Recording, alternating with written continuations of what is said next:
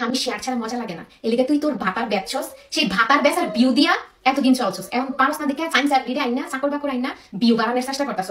তোর মতন ভাতার বেচা বিউর কপালে একবারও ভাতারি আমার নিয়ে ভিডিও পোস্ট করছে, সেই ভিডিও আমার ফ্যান ফলোয়াররা কম করে হলো 100 জন আমাকে শেয়ার দিছে, আর কমেন্ট বক্স তো বইরেই ফেলছে আপু সেই ভাতার বেশি মিলে তুমি কিছু কম না কেন, তুই কি করছিস আমারে? মানুষ আমার ভুয়া বলছে, এর জন্য আমার লজ্জায় অনলাইন ছেড়ে দেওয়া উচিত।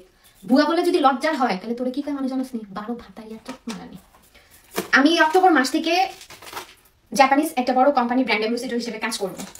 সো ওই কোম্পানির সিও গতকালকে আমাকে মেসেজ দিয়ে বলছে আমার ভিডিও তিনি কন্টিনিউ দেখে। এর জন্য আমি চাইছিলাম না করে বাংলা ওয়াশ দিতে, বাট মানুষের যন্ত্রণায় আমি আবার চলে আসছি তোকে পৌঁছে দিতে। তো তুই কি করছিস? আমার কোনো যোগ্যতা নাই, আমি আমার জামাই পাঁদুরা বিদেশ আসছি। আমাদের প্রবাসী বউদের এটাই যোগ্যতা, আমাদের স্বামীরা ভালোবেসে আমাদেরকে লক্ষ টাকা খরচ করে এরকম একটা লাইফ স্টাইল দেওয়ার জন্য এরকম ভালো একটা দেশে নিয়ে আসে।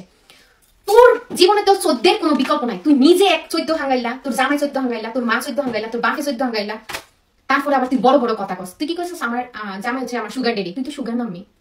আর তুই তো হত দরিদ্র স্বামীরে ফালাই দিয়া, তোর সন্তানরে ফালাই দিয়া তুই সুগার মাম্মি হইতে এসেছিস আরেক বেটার কাছে।